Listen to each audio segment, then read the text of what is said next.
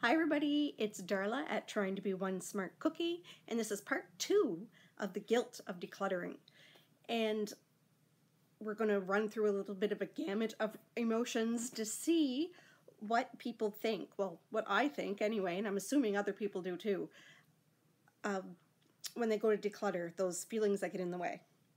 So if you haven't seen part 1, make sure to like and subscribe. It'll be down below. And let's jump into the first item. So this is a tea set that my parents bought me, well, Santa bought me, when I was a little girl. It's a beautiful set. It's actual stoneware. Like, it is gorgeous. The little teapot, the little sugar and creamer, the 4 little cups and saucers. It is a beautiful little set. I have it because my mom thought I should have it as an adult. And I appreciate the sentiment very much, but you know what I think when I look at this? I think about how we couldn't have kids and I didn't get to pass that down to somebody, to a little girl, you know. So there's no joy attached to it for me. There's joy for my mom because she gave it to me when I was a little girl and I absolutely loved it and I played with it and that brought her joy. But having this in my house makes me sad. So why would I keep it? Again, because I feel guilty about getting rid of it. So that is a big emotional one for me because to get rid of that is, I'm not denying my childhood. I'm not saying I didn't appreciate it when I was a child. You know what I mean? Oh, I can't get the camera right now. There we go. So that's a hard one for me. I'm not going to pile it all on the floor because I am going to take a picture of it to sell. And I only have 3 more things to show.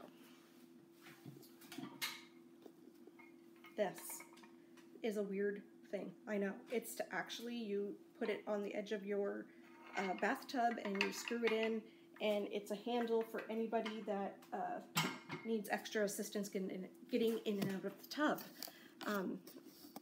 Now that's actually what one of my things I'm trained in is occupational therapy assistant. So when my dad was ill, I set up a lot of stuff for him. And for some reason, I ended up with this. And I kept it because, you know, it costs money. And what if we need it again? What if we don't? Am I like, so I'm keeping this because I'm waiting for something disastrous to happen to a family or friend or myself even. So why keep it? You know what I mean? If, heaven forbid, something happens that we need this, I will go purchase another one. I will borrow it for somebody. I'll get it from Red Cross.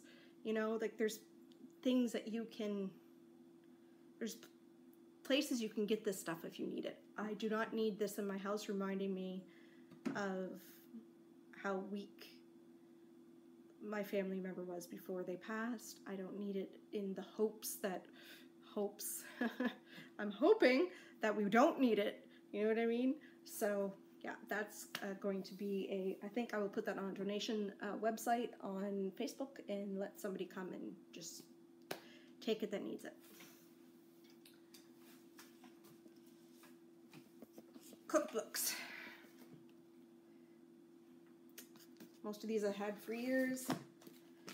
I asked for this one specifically, thinking I would love it. I don't. There's nothing really in here that's like a new, I mean, it was an okay read when I read it, but I never go back to it to do any of the recipes. So all of these are going to be donated. And this as well was gifted to me. It was used when I got it, and it was given to me as an actual gift, wrapped up as if it was new. And it's not, I've had it, there's actually a tag inside. I've had it since 2002. I might have looked in it 10 times in 20 years. Bye. Now these cookbooks, oh my goodnesses. Oh. Let's turn that around so you can see it, because I'm not lifting those up one by one. I have this whole set of books, sorry, that actually belonged to my grandma. My grandma passed in 2002. I'm not even sure how I ended up with all of these, but here they are.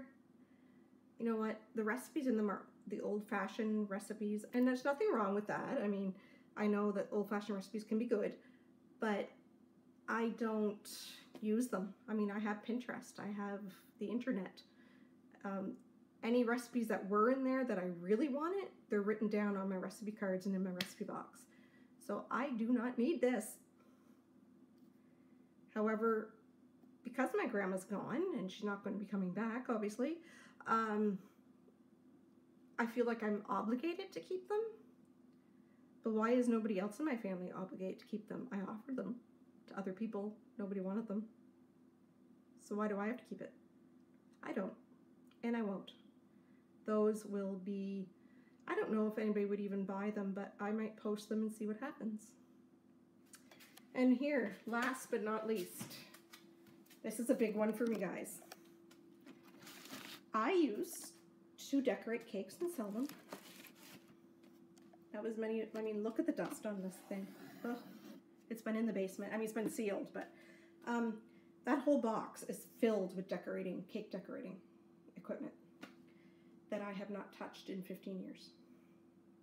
I do use some of the stuff that's in my box at Christmas time. So my plan is to quickly run through this box, keep the few little things that I do use, store them in here, and sell the rest. Why does this make me feel guilty? That one makes me feel guilty because I spent a lot of money on that stuff. It might not look like much, like it's just a box, but if you go buy official Wilton cake decorating stuff, you're going to pay a pretty penny for it. And I did. I mean, I didn't buy it all at once. It was over the years. But I did use it. I did make money with it. And at that stage in my life, it was purposeful. Now it's not. Now I just look at it and I think, oh, why am I not doing cakes anymore?